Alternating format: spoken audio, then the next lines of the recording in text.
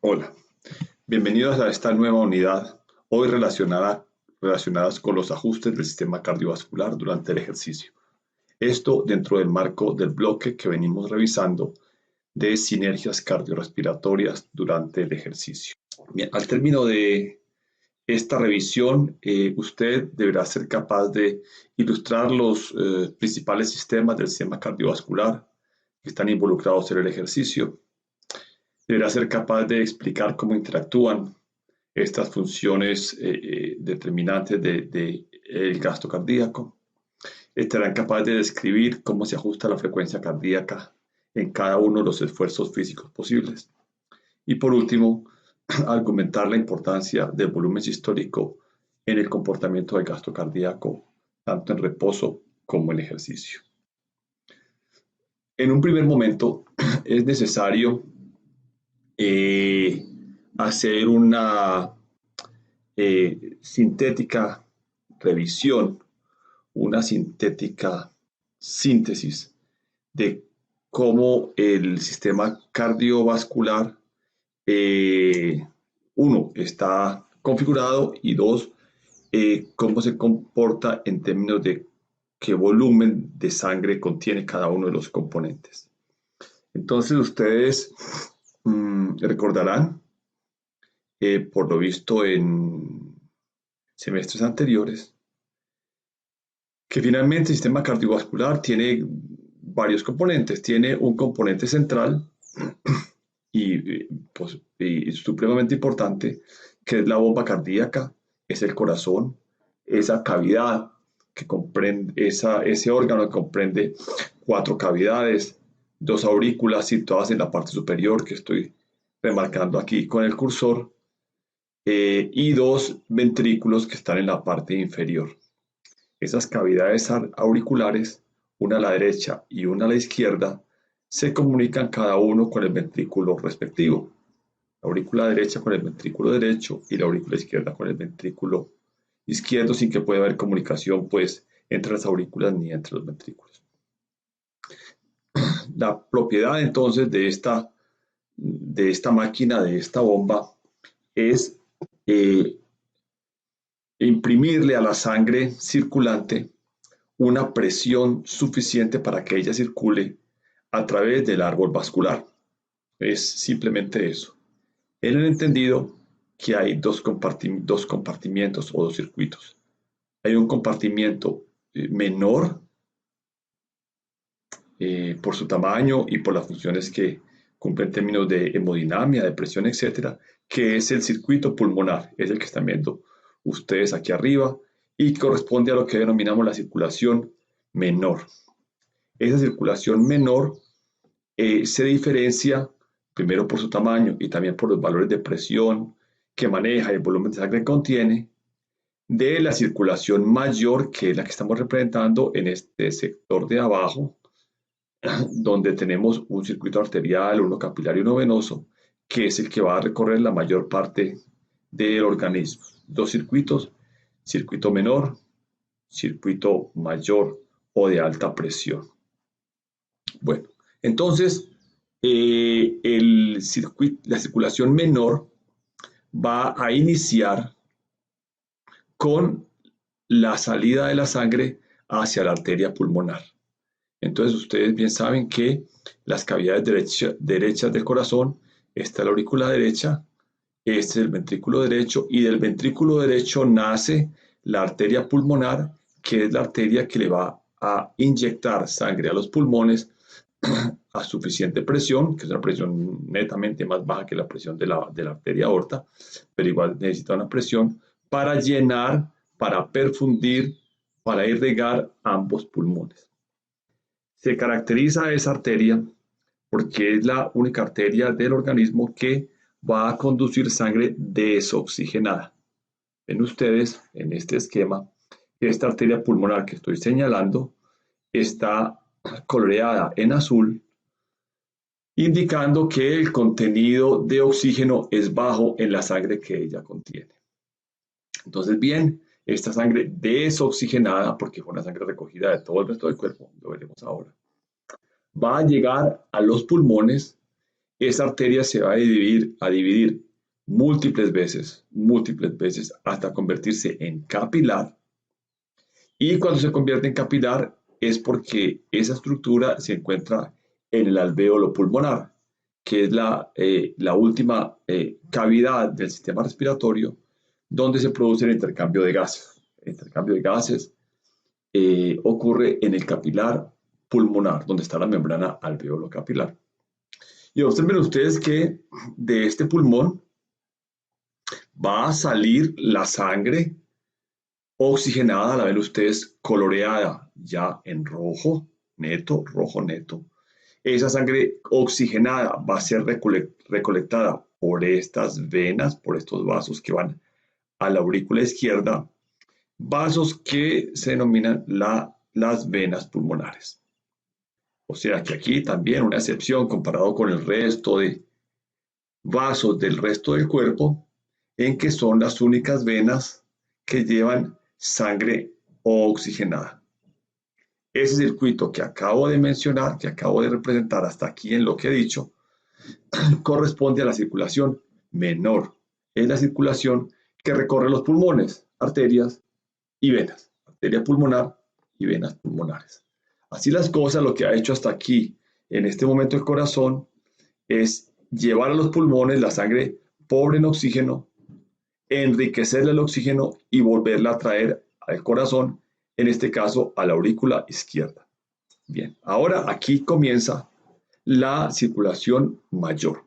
Esa circulación mayor, entonces tenemos que la sangre ha llegado a la aurícula derecha, ha bajado al ventrículo derecho y es ahí donde va a salir a través de la arteria aorta, que es esta que estoy señalando aquí, que es el vaso de alta presión y porque es el responsable de llevarle la sangre a la velocidad y a la presión suficiente prácticamente a los tejidos, a todos los tejidos corporales. Esta arteria tiene esa responsabilidad y en su origen, en el corazón, en el ventrículo izquierdo, es un vaso que va a tolerar altas presiones derivadas de un músculo cardíaco que estoy representando aquí con el cursor. Esta es la pared muscular del ventrículo izquierdo, que es la masa muscular más vigorosa, más grande, más hipertrófica de un corazón normal. ¿Por qué? Porque este ventrículo tiene como tarea vencer la resistencia que le ofrece la presión con la que está contenida la sangre al interior de esta gran arteria que es la arteria aorta. Una arteria aorta que va a salir del corazón, va a girar bruscamente hacia abajo, lo que llama el callado de la aorta, y ahí va a repartir sangre que va a ir para cabeza, miembros superiores, luego va a bajar al abdomen, pelvis y luego irá a miembros inferiores dividiéndose múltiples veces hasta convertirse en capilar, que es lo que estamos representando aquí en la parte inferior de la diapositiva, concepto supremamente importante. Y aquí donde esta arteria se ha dividido tantas veces, es donde en su transformación en capilar, los tejidos van a recibir entonces el oxígeno y los combustibles y todos los otros elementos necesarios para el adecuado funcionamiento de los tejidos. Ahora bien, del transcurso del tiempo y de las diferentes reacciones químicas que ocurren en todas las células, los elementos de desecho van a salir por la sangre que transcurre el capilar en una recolección de vasos que se van volviendo cada vez más gruesos. Miren ustedes que parten de ser capilares ultra delgados a convertirse en venas cada vez de mayor calibre y llegar entonces al corazón derecho, a la aurícula derecha, llegando a través de las venas cavas. Una vena cava que recoge la sangre de miembros inferiores y abdomen, y una vena cava superior que nos va a traer la sangre de miembros superiores y de la cabeza. Ok, entonces esta primera parte, simplemente para hacer una puesta en común, una nivelación, una aclaración de cómo está configurado el sistema cardiovascular, porque de aquí en adelante este conocimiento será un requerimiento, será una condición para poder comprender adecuadamente los hechos y los cambios que vamos a ver en términos de sinergias cardiovasculares y de sinergias cardiorrespiratorias.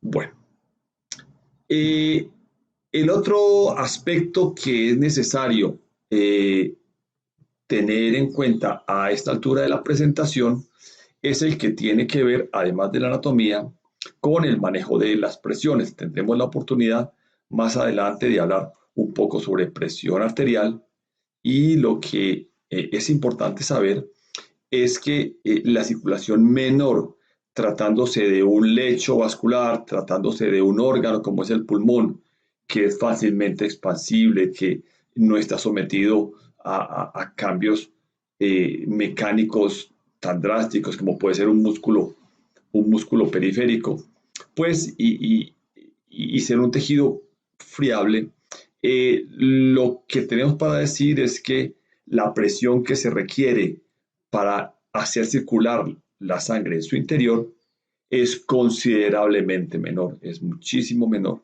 que la presión que se necesita para inyectarle la sangre al resto del organismo a través de la arteria aorta. Mientras que la arteria aorta va a requerir, lo vamos a ver luego en detalle, una presión sistólica del orden de 120 milímetros de mercurio. La arteria pulmonar, para inyectarle la sangre al pulmón, puede requerir una presión de 12-15 milímetros de mercurio. Es importante saber esto. Entonces, lo que podemos afirmar hasta aquí es que en términos hemodinámicos y en términos de presión, hay dos compartimientos, uno de alta presión y uno de baja presión. El de alta presión será la circulación que sale a través de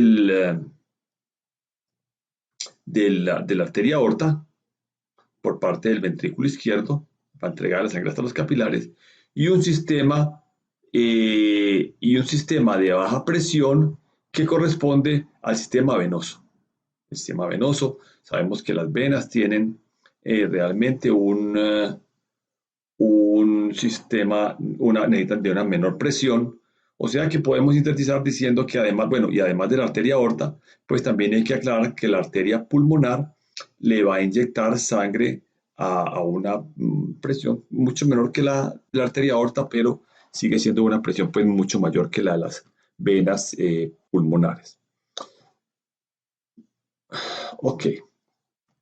Ahora, cuando nos referimos entonces a otro escenario de este sistema cardiovascular, es necesario que pensemos también en cómo está contenida la sangre de un individuo al interior de esos diferentes compartimentos que hemos mencionado. El volumen de sangre con el que contamos en nuestro cuerpo se denomina la volemia.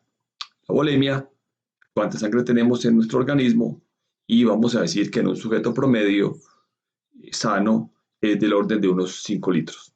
Eso es más o menos el valor promedio de la volemia, puede variar un poco más, poco menos, pero digamos que ese es el contenido de sangre en nuestro organismo. Ahora bien, ¿cómo se reparte en un momento determinado, si tomáramos como una fotografía, cuánta sangre hay en cada uno de los compartimientos? Este es un aspecto que vale la pena mencionar.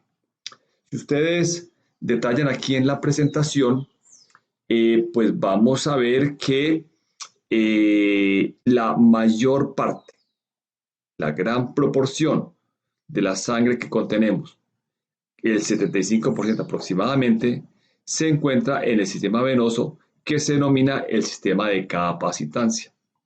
Ese compartimiento, las venas, tienen la característica de darle cabida, de darle capacitancia, de permitir que se albergue 3/4 partes del total de la sangre que tenemos.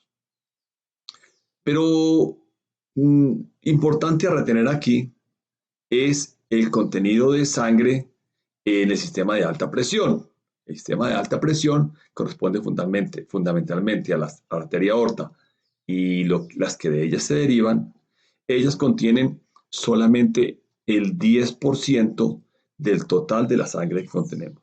Y ese es un dato que es importante tener presente, puesto que si nosotros hacemos la asociación entre la problemática que se deriva en el sistema cardiovascular de las enfermedades que comprometen el sistema arterial, pues estamos hablando de un compartimiento que está albergando solamente el 10% del total de la sangre que tenemos y sin embargo es responsable de patologías tan prevalentes y que pueden tener implicaciones tan severas en nuestro organismo, por ejemplo, como el problema de la hipertensión arterial. Entonces, tendremos la oportunidad a través del desarrollo de estas unidades de ver qué implicaciones, qué impacto tiene el ejercicio sobre ese compartimiento particular, que es el compartimiento de alta presión del sistema cardiovascular, es decir, el compartimiento donde está contenida la sangre cuando sale ella del ventrículo izquierdo a través de la arteria aorta.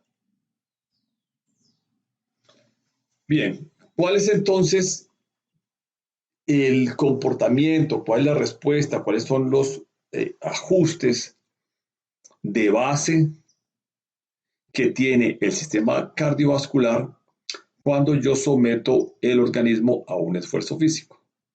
Pues bien, el punto de partida es que, y que vale la pena mencionarlo aquí, es que existe una muy delicada interacción entre el sistema cardiovascular y las necesidades metabólicas que tiene el músculo esquelético. A través de sensores químicos, mecánicos, a través de mecanismos de control que parten del sistema nervioso central, el sistema cardiovascular va a ser requerido para que tenga una respuesta rápida, una respuesta ajustada, una respuesta acorde, sincrónica, sinérgica, frente a las demandas metabólicas del músculo. Es entonces así como los cambios que se deben dar desde este punto de vista van a tener una secuencia que es muy importante, pero en un primer momento, si los podemos sintetizar, vamos a decir que ellos se resumen a un incremento del gasto cardíaco, una disminución de la resistencia vascular periférica y esto va a dar como resultado una variación de la presión arterial. El gasto cardíaco entonces es la expresión más importante del ajuste cardiovascular al esfuerzo físico. ¿Qué es el gasto cardíaco? El gasto cardíaco, débito cardíaco, viene, como su nombre lo dice, de una medición que se hace de un volumen en una unidad de tiempo. Cuando yo mido el volumen de cualquier elemento en una unidad de tiempo, estoy hablando de un gasto o de un débito. Un ejemplo que me parece a mí didáctico es llenar un balde con agua, en el entendido que ese balde va a tener una regletica que me va a medir cuánta agua estoy recolectando en el recipiente. Y de otro lado voy a necesitar de un cronómetro que me va a medir el tiempo y en este caso me va a medir 1 minuto. Ahora bien, yo abro la llave, poco, medio o mucho. Dejo transcurrir 1 minuto, al final del minuto yo cierro la llave y el volumen de agua que yo haya recolectado en ese balde va a ser el gasto, va a ser el débito. Así las cosas, la definición de débito cardíaco es el volumen de sangre eyectado por el corazón en uno solo de los compartimientos. Vamos a colocar un ejemplo que me resulta pues, como el más preciso. La sangre que sale del ventrículo izquierdo y que entra a la arteria aorta en 1 minuto.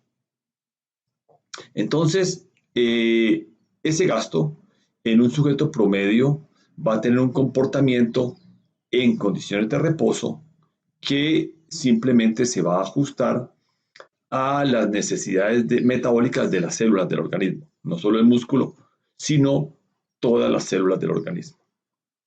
En condiciones de reposo, un sujeto sano, adulto joven, va a necesitar hacer circular su sangre a una velocidad de 5 litros por minuto, lo hemos visto en presentaciones anteriores, 5 litros por minuto, y con esa velocidad de circulación de la sangre podemos afirmar que el corazón está asegurando un adecuado suministro de oxígeno, de nutrientes y de todo lo otro que se requiere para el funcionamiento corporal en esas condiciones de reposo. Entonces, gasto cardíaco, 5 litros por minuto.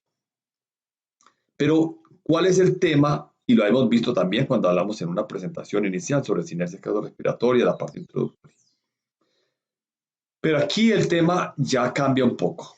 Cambia en el sentido de que este individuo va a cambiar de la posición de reposo al ejercicio. Y entonces ese ajuste va a tener que ser acorde con las demandas del metabolismo muscular. Es un cambio que es considerable, que es drástico, que puede ser severo, dependiendo si el cambio entre el reposo y el ejercicio es muy intenso. Eso determinará la intensidad de los cambios. Y entonces, como resultado final, lo que yo tengo que buscar del sistema cardiovascular es que él me ajuste el aprovisionamiento de los elementos necesarios para el metabolismo en la proporción en que estoy realizando el ejercicio. O sea que el determinante de cuál va a ser el cambio del gasto cardíaco será la magnitud del esfuerzo físico que yo esté haciendo. Así las cosas, si yo estoy quieto y paso a caminar lento, pues el ajuste será leve. Si por el contrario paso de quieto a trotar, será moderado. Y obviamente, pues si paso a correr, tendrá que ser un ajuste mucho más severo y los cambios serán más drásticos. Visto así, yo tengo un órgano central que es una motobomba, si la podemos llamar así, lo que hemos dicho del corazón, y un sistema de conducción del volumen eyectado, que es la sangre, que va a corresponder al sistema vascular. En este caso, me voy a referir expresamente al sistema de alta presión, es decir, me voy a referir fundamentalmente a la arteria aorta y las grandes arterias que están obligadas a derivar la sangre a los músculos que estoy trabajando. Y entonces los cambios hemodinámicos que van a ocurrir fundamentalmente es que si yo paso de un gasto cardíaco de 5 litros minuto a 7, 10, 15, 18 litros minuto, necesariamente la sangre va a circular más rápido, va a circular a mayor presión y entonces la tolerancia de los vasos, la tolerancia de las arterias debe ajustarse a ese aumento del gasto cardíaco. Si yo simplemente aumentara el gasto y pasara de 5 a 15 litros minuto, súbitamente, el sistema de conducción de la sangre, en este caso las arterias, se verían sometidas a un incremento drástico de la presión, que podría poner en riesgo la integridad de esos vasos y con la posibilidad de romperlos. Bien, viene aquí un tema de la más alta importancia y es que esa red vascular se va a caracterizar por tener una distensibilidad, por ser elástica. Y entonces, una de las características importantes del sistema vascular es su elasticidad, que depende de la calidad de los tejidos de las paredes de las arterias, y en este caso vale la pena mencionar que en la medida que envejecemos, la rigidez de esas arterias va aumentando y la distensibilidad del vaso va disminuyendo y eso de entrada me va a afectar los valores de presión. Sabemos todos pues que la prevalencia o los valores de presión arterial en la medida que envejecemos se van incrementando en parte por este factor y este factor es muy importante tenerlo en cuenta. Pero el otro también muy importante es que esas arterias tienen en su pared tienen una musculatura que les permite a las arterias cambiar el diámetro. En el sentido que si el estímulo es constricción y la arteria se cierra, el diámetro del vaso va a disminuir y efectivamente lo que está ocurriendo en ese vaso es un fenómeno de vasoconstricción y es un fenómeno que está mediado por el sistema nervioso, por sustancias químicas que hay en la sangre, por la composición química de la sangre, etc. Pero así como he mencionado hasta aquí, de que esa arteria, porque tiene unos músculos alrededor del vaso concéntricos, al momento de contraerse, me disminuye el diámetro del vaso, también, en sentido contrario, la relajación de esos vasos va a hacer que el diámetro aumente y va a tener un impacto contrario sobre la presión arterial. En el sentido que, como ustedes saben, en la mecánica de fluidos, la presión de un fluido al circular a través de una estructura tubular va a estar enormemente determinada por el diámetro del vaso. El diámetro del vaso tiene una relación que se eleva a la cuarta potencia, es decir, que una variación de un punto en el diámetro del vaso me va a afectar 4 veces los valores de la presión. Entonces, por eso es tan importante que nosotros concibamos dentro del ajuste del sistema cardiovascular cómo se comporta eh, eh, la presión durante el ejercicio, en el sentido de que ya para llegar como a la manera concreta, a la manera sintética de lo que estoy mencionando acá, lo que es importante saber es que el sistema cardiovascular tendrá que ajustarse variando el diámetro de los capilares para poder tolerar los cambios de presión. Y bien, lo que ocurre en el ejercicio entonces es que el aumento del gasto cardíaco, porque va a salir más sangre por minuto del ventrículo izquierdo, esto se acompaña de una dilatación, de una relajación de los músculos de las arterias, va a ocurrir un fenómeno de vasodilatación y entonces esto va a interactuar con el aumento del gasto y le va a dar a la presión arterial un comportamiento particular, pero que bueno, lo veremos en detalle cuando estemos en la unidad de presión arterial, pero por el momento lo que yo quiero mencionar es que la interacción global del sistema cardiovascular durante el ejercicio es un aumento del gasto, sí, que va de la mano con una disminución de la resistencia vascular periférica, porque las arteriolas y la red vascular arterial, en la medida que el ejercicio se va dando, ella va permitiendo un aumento del diámetro, esa vasodilatación va a contrarrestar el aumento drástico de la presión derivado del aumento del gasto cardíaco.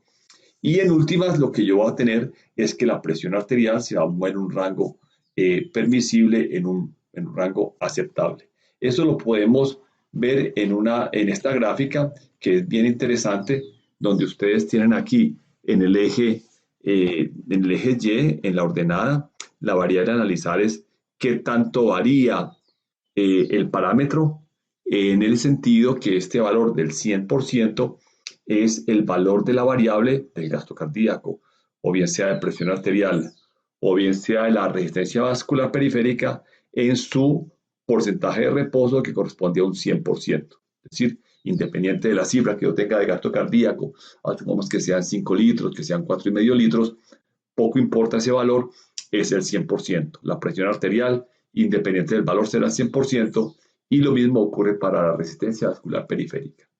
Observen ustedes cuando yo voy a ejecutar un esfuerzo que tenga una duración, en este caso, de unos 7 minutos, cómo ese primer minuto va a sufrir el sistema cardiovascular y estas variables termodinámicas unos cambios tan interesantes, donde lo que yo tengo a retener grande aquí es que hay un aumento del gasto cardíaco que supongamos se pueda duplicar, poner un poco más del doble, con una disminución de la resistencia vascular de aproximadamente un 50%. Y esa interacción entre estos dos, aumento del gasto y resistencia vascular periférica, me va a dar como resultado un comportamiento, en este caso un aumento parcial de los valores de presión arterial. Entonces, entrando ya al tema del gasto cardíaco en sí, que es una función tan importante, vamos a decir que ella tiene en su comportamiento dos grandes parámetros: el volumen sistólico y la frecuencia cardíaca. De hecho, la definición del gasto cardíaco, que se representa con la letra Q mayúscula y un punto encima, que indica que se está midiendo en una unidad de tiempo equivalente a un minuto. Q viene de la palabra en inglés quantity, es la cantidad de sangre que yo hago circular en mi sistema vascular en un minuto. Depende de cuánta sangre hago yo circular, dependiendo de estos dos parámetros.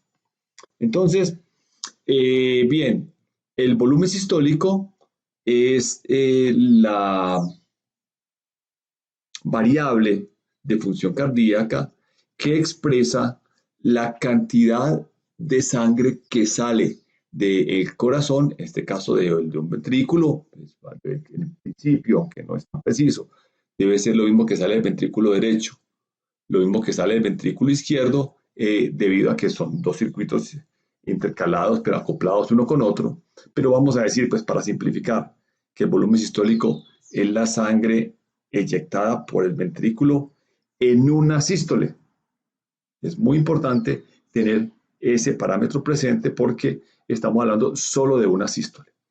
Y si yo tengo la posibilidad de medir cuántas sístoles hay en un minuto y yo multiplico esas dos cifras, el producto va a ser el valor del gasto cardíaco.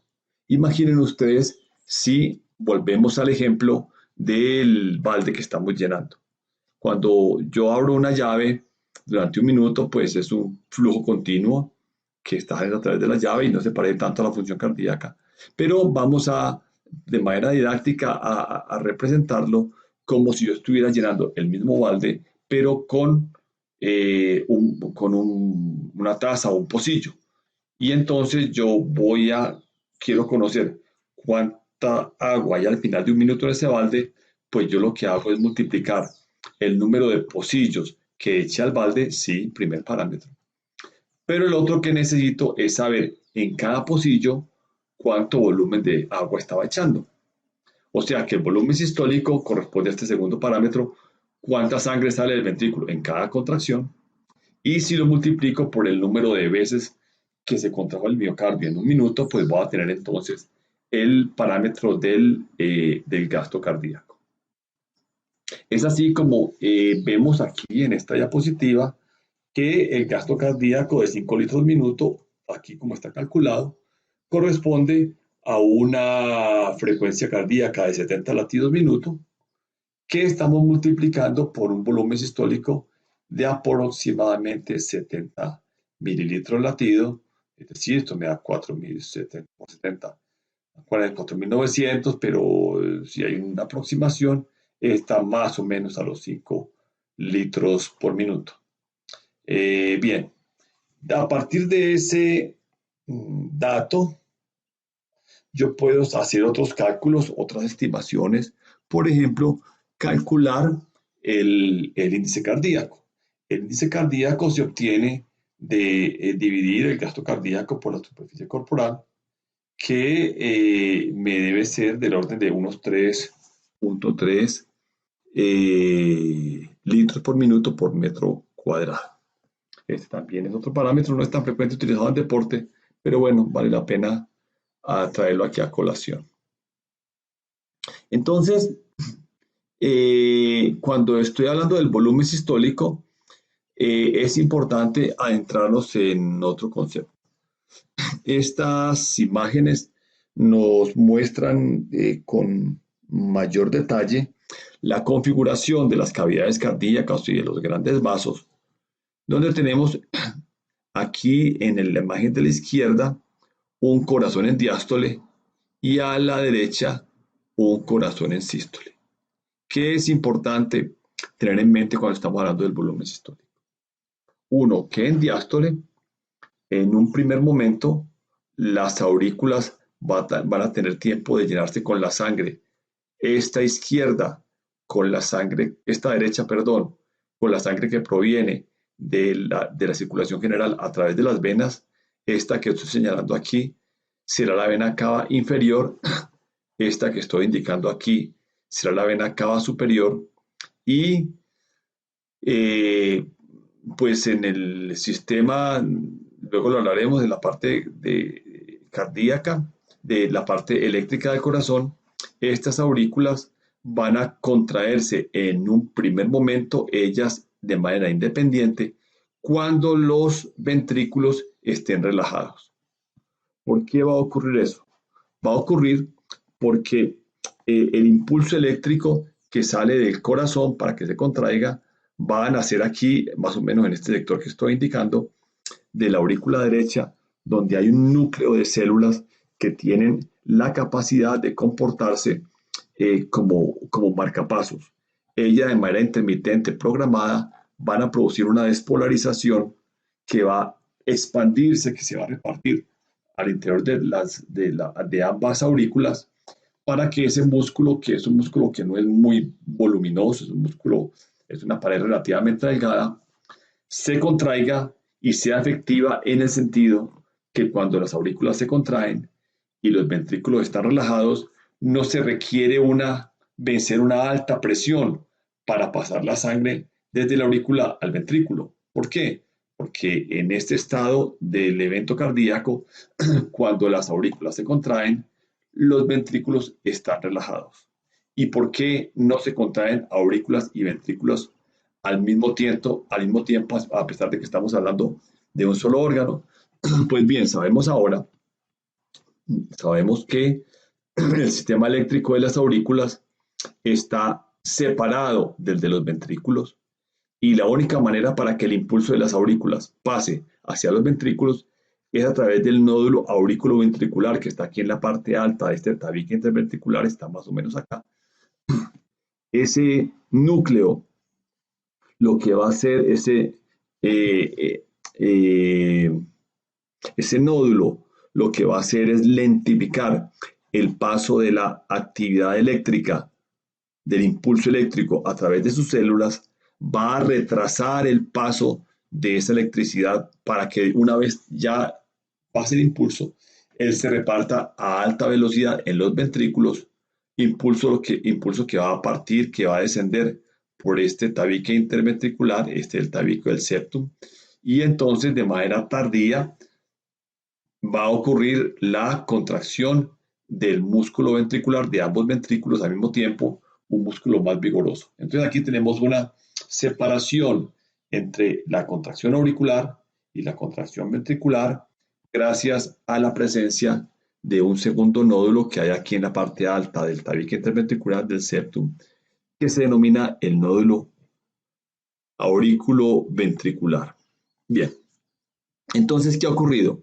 Que estando en diástole los ventrículos, ellos son llenados de sangre gracias a la sístole auricular. Miren ustedes, estas flechas están demostrando aquí el fenómeno mediante el cual los ventrículos se llenan de sangre. Y tan pronto estas dos cavidades ya se llenan de sangre, ya viene el impulso que ha pasado por el nódulo auriculoventricular, que se va a repartir por esta vía interventricular a través de His y las fibras de Purkinje, y entonces va a ocurrir la contracción de los ventrículos de manera sincrónica. Entonces hay dos fenómenos importantes hemodinámicos que hay que mencionar en este momento. El primero es que ustedes ven que estas válvulas entre aurículas y ventrículos, esta válvula auriculoventricular y esta otra, la tricúspide y la mitral, se comportan como unas compuertas de los bares del oeste. Son compuertas que se dejan empujar y abrir, se separan. Pero terminada la diástole y cuando empieza el aumento de presión, la sístole, al interior de este ventrículo, la sangre contenida va a intentar devolverse hacia la aurícula, como lo estoy mostrando con el cursor, pero estas dos válvulas se van a aproximar una con otra y van a quedar completamente cerradas y no va a ser posible que la sangre que entró al ventrículo se devuelva hacia la aurícula, y eso que está ocurriendo aquí en el ventrículo derecho es lo mismo que va a ocurrir aquí en el ventrículo izquierdo. Así las cosas, la sangre ya va a quedar atrapada dentro de ese ventrículo. Este músculo ventricular, esta masa muscular ventricular, ya se está contrayendo vigorosamente. El metabolismo aerobio que mencionamos en su momento es la fuente más importante de energía para esta contracción del miocardio. La sangre contenida en los ventrículos comienza a apretarse y se aprieta cada vez más hasta el punto en que la presión al interior de este ventrículo derecho y este ventrículo izquierdo va a ser mayor que la presión con la que está contenida la sangre en la arteria pulmonar, aquí en el caso del ventrículo, a la salida del ventrículo derecho, y en la arteria aorta al punto de salida del ventrículo izquierdo. Entonces, la sangre, en la medida que el músculo se contrae y se aprieta, está a mayor presión, mayor y más alta presión. Y cuando el valor de presión sea mayor en el ventrículo que en la arteria, la sangre va a salir, va a ser eyectada del ventrículo. Esa eyección de la sangre va a ocurrir, pero de manera incompleta. ¿Qué quiere decir eso?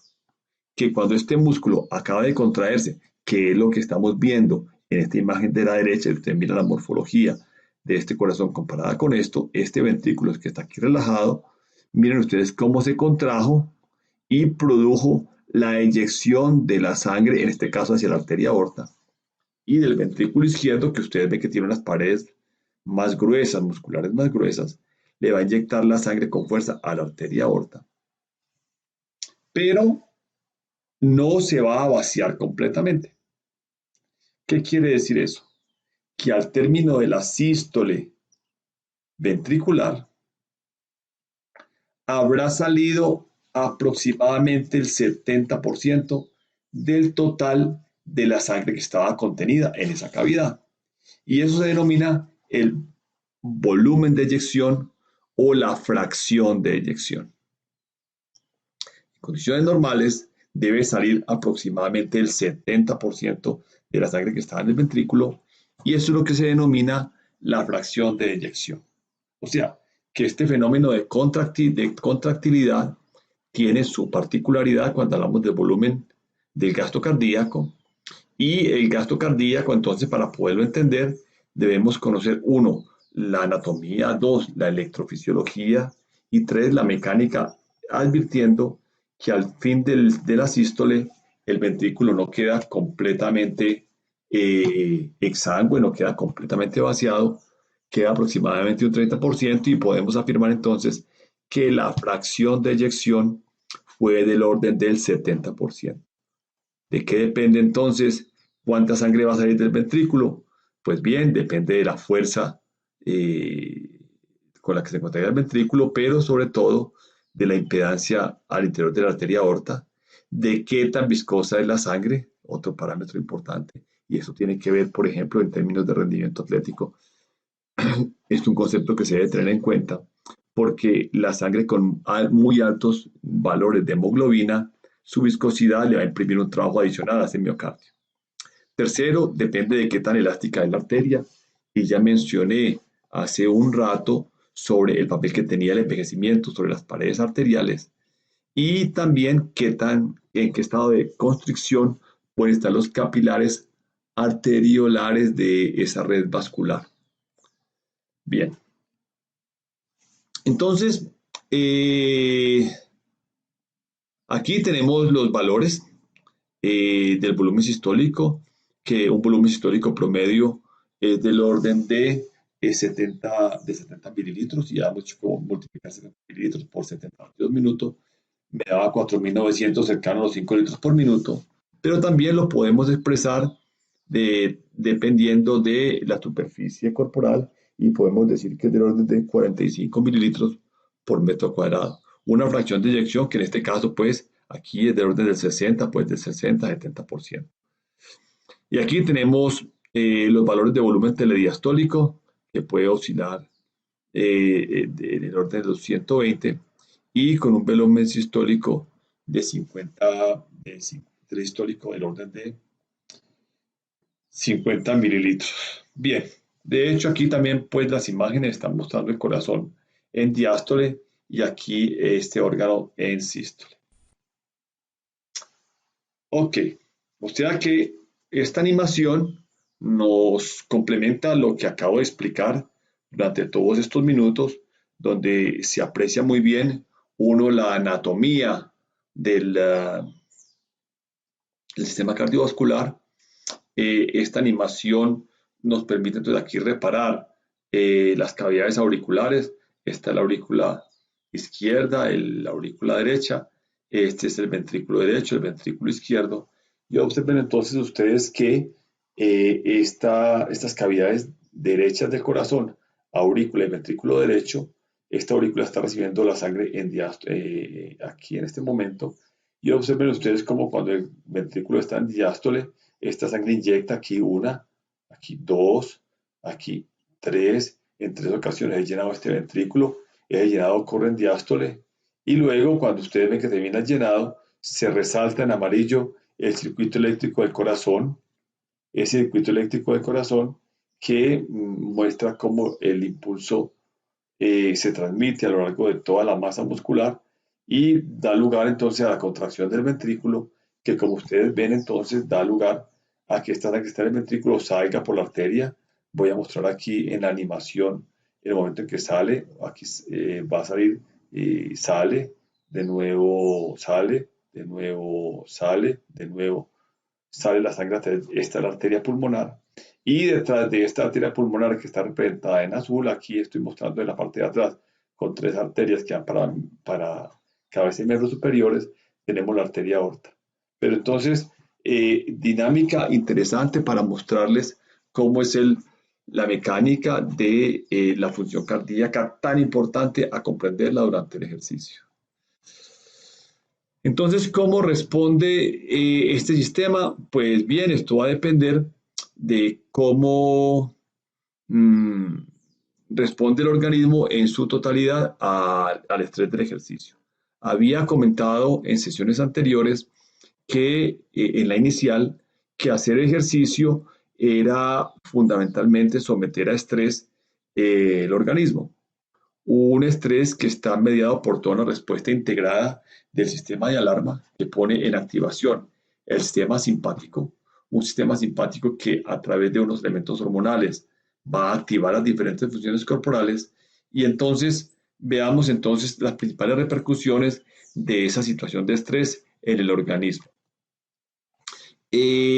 La actividad simpática durante el ejercicio va a tener un impacto importante de un lado en la cantidad de sangre que va a estar derivada al abdomen y particularmente al riñón, y también me tiene un impacto importante sobre elementos hormonales mediadores de esa respuesta.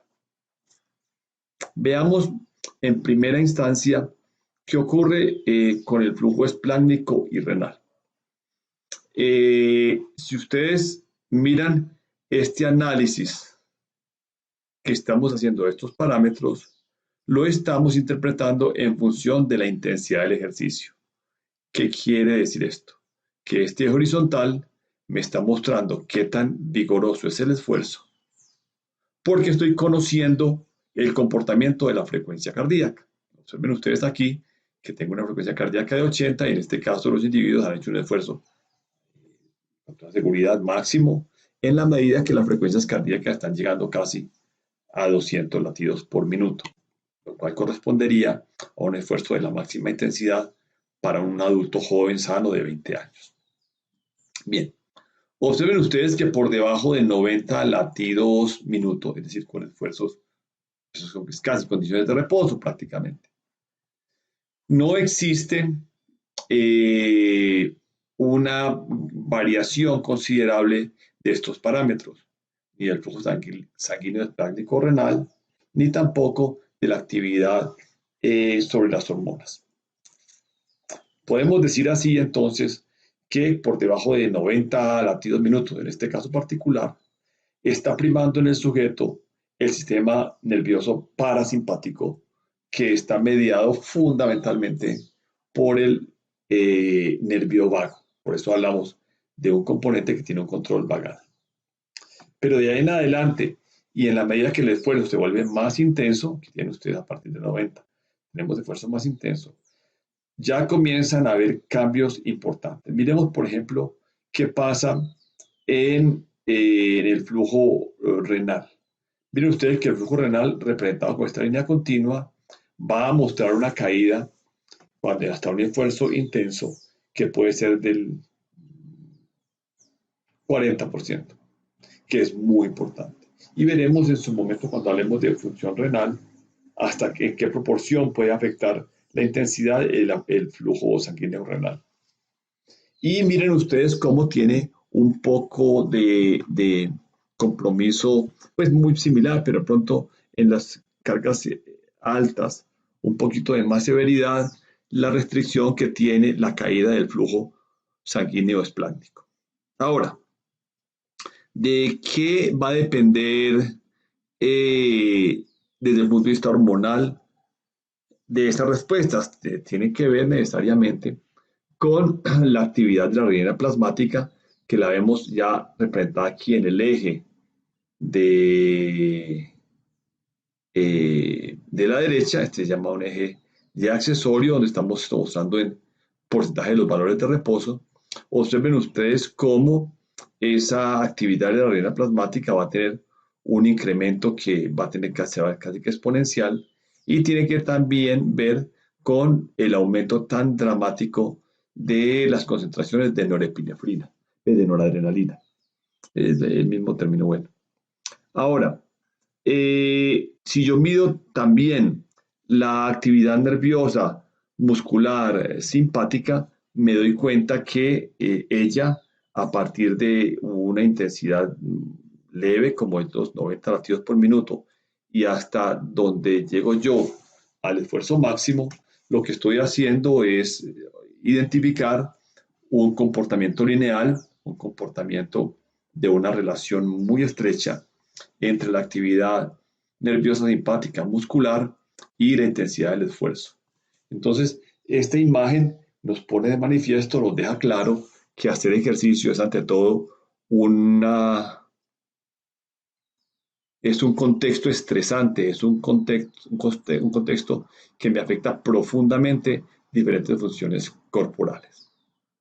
Bien, si yo quiero entonces graficar un poco, tal como lo han propuesto algunos fisiólogos, como el profesor Chicharro, cómo puedo explicar los factores que me van a determinar, que me van a explicar el ajuste del gasto cardíaco durante el ejercicio, pues lo que me queda claro es que hay la interacción de una cantidad muy importante de factores, de condiciones fisiológicas que tienen que ocurrir para que yo pueda ajustar mi sistema cardiovascular al esfuerzo que estoy haciendo en términos de intensidad y de duración, aunque debe ser aquí precisado que es fundamentalmente la intensidad, quizás el parámetro que más va a determinar la magnitud de la respuesta fisiológica de cada uno de estos sistemas. Entonces vamos por partes. El gasto cardíaco, que ya lo hemos mencionado, pues va a ser una variable funcional que va a estar determinada fundamentalmente por el volumen telediastólico, por el volumen telesistólico, y va a estar afectado también por el nivel de acondicionamiento del sujeto y a su vez por la edad. Veremos más adelante cuando veamos cada una de las variables. No me voy a detener todavía acá, pero tenemos la oportunidad de mencionar cómo la edad tiene una responsabilidad tan importante. Ahora bien, hay un factor muy importante que tiene que ver con el gasto cardíaco, y es cómo yo puedo variar mi volumen sistólico. Porque cuando yo tomo de un lado la frecuencia cardíaca, pues realmente no es tan, es decir, los valores de frecuencia cardíaca pues tienen una relación directa con el ejercicio, pero la ley de Frank-Starling es aquella que le va a permitir a la cavidad ventricular albergar más sangre hasta el fin de la diástole, para así lograr un mayor volumen sistólico. Es decir, la manera como se distiende en diástole un ventrículo en reposo es diferente a cómo ocurre durante el ejercicio, advirtiendo que en el ejercicio la distensibilidad ventricular es mayor para poder albergar más sangre durante la diástole, y así entonces poder hacer durante la sístole una eyección de un mayor volumen de sangre. Entonces miren ustedes cómo la ley de Frank-Starling me va a afectar entonces tanto el volumen telediastólico como el volumen telesistólico. Este volumen telesistólico pues va a estar relacionado fundamentalmente con la poscarga, también con el tamaño del ventrículo y a su vez con la presión diastólica aórtica.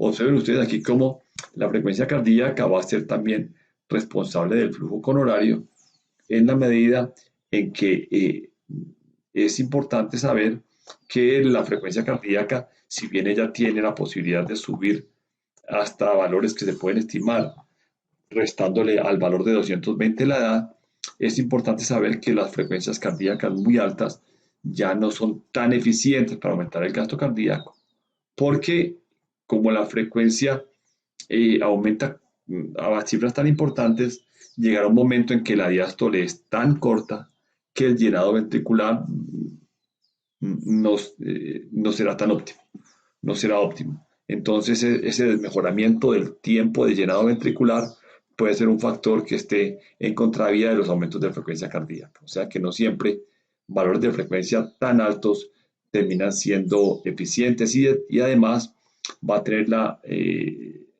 característica que puede afectar el flujo coronario. Ahora bien, el sistema nervioso autónomo a través del sistema simpático, de las catecolaminas y parasimpático, va a ser el responsable de cómo está la contractilidad del corazón, una contractilidad que me va a afectar el volumen sistólico y va a ser determinante del gasto cardíaco. Pero también este sistema nervioso autónomo va a tener la posibilidad de afectarme otros parámetros importantes, que es el que tiene que ver con la manera como yo lleno mi corazón derecho al final de la diástole, el volumen diastólico, que está determinado por todos estos factores que estoy mencionando y que me voy a ir de aquí de abajo hacia arriba.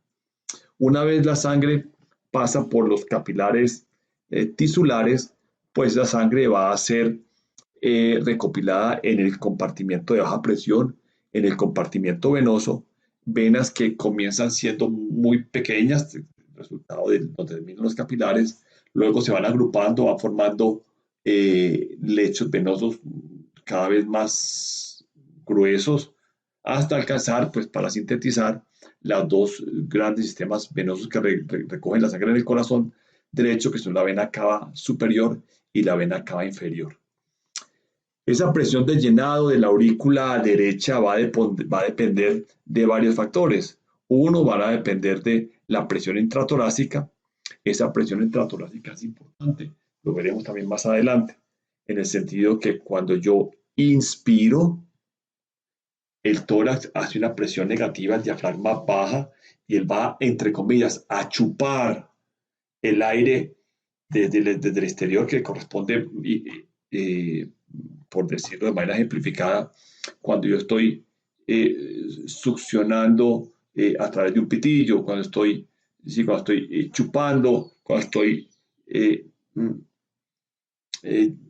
cuando estoy tomando un líquido a través de un pitillo, tengo que chupar, entonces lo que yo hago dentro de mi tórax es crear una presión negativa que me va a tener una función de succión y de alguna manera eso al interior del sistema vascular va a ayudar a que la sangre regrese mejor a la aurícula derecha. De otro lado, tenemos la posición del cuerpo en el sentido que será diferente la velocidad como llega la sangre al corazón derecho. Si estoy en posición de pies o si estoy en posición de decúbito o si estoy acostado, obviamente será más fácil el llenado de las cavidades auriculares si estoy en posición horizontal. Y tengo, por último, la acción de la bomba muscular, que es crítica, que es supremamente importante. Tendremos la oportunidad también de hablar en detalle de ellas cuando hablemos de presión arterial, pero una bomba muscular que va a ir acompañada en su eficiencia de la integridad del sistema de válvulas de las venas. Las válvulas venosas son de la más alta importancia para poder garantizar que la sangre llegue rápido en la velocidad necesaria a las cavidades derechas del corazón y sabemos entonces que ese retorno venoso, que es el que estoy marcando acá, tendrá una asociación importante con cuánto volumen de sangre tengo, o sea que pues en condiciones patológicas, individuos que han tenido pérdida rápida, aguda, masiva de sangre, van a hacer hipovolemia y la presión arterial se va a caer y todas las implicaciones que esto tiene. Tiene que ver también la impedancia venosa, necesariamente, para que yo haga llegar suficientemente la sangre con la velocidad necesaria a la aurícula derecha. Ahora bien, esa aurícula derecha que tiene en su interior el nódulo sinusal, ese núcleo de células que le dan la cadencia de despolarización que son responsables de la frecuencia cardíaca, van a ser estimulados de manera positiva, es decir, si yo tengo un buen retorno venoso, eso va a estimular mi frecuencia cardíaca, y por el contrario, si la velocidad de llenado, la presión de llenado de la aurícula derecha cae, eso va a inducir de manera refleja contraria a una disminución de la frecuencia cardíaca, de tal suerte que la precarga, esa es la precarga, es la cantidad de que está llegando al corazón, va a ser determinante del volumen telediastólico y esto a su vez del gasto cardíaco. Entonces, como hemos visto hasta acá, señores, en la integración de la respuesta cardiovascular al ejercicio, hay una serie de elementos que deben ser considerados que van desde aspectos anatómicos críticos hasta aspectos funcionales de la más alta importancia. Hemos visto entonces cómo desde el punto de vista anatómico, el sistema cardiovascular se divide en una circulación mayor, menor, en un circuito de alta presión, en uno de baja presión. Hemos hablado de volemia, hemos visto cómo el ciclo cardíaco es tan importante y todo lo que tiene que ver con el volumen sistólico, el volumen de fin de sístole, el volumen de fin de diástole. Y finalmente hemos hecho una integración sobre los mecanismos integrados del control del gasto cardíaco. Entonces, hasta aquí tenemos claro que el sistema cardiovascular tiene una responsabilidad enorme en garantizar que al músculo esquelético le lleguen los sustratos, oxígeno, nutrientes, etcétera, necesarios para poder realizar, para poder cumplir con su labor efectiva de locomoción de un trabajo óptimo muscular. Continuaremos en una unidad siguiente dándole continuidad a estos aspectos relacionados con el sistema cardiovascular. Muchas gracias.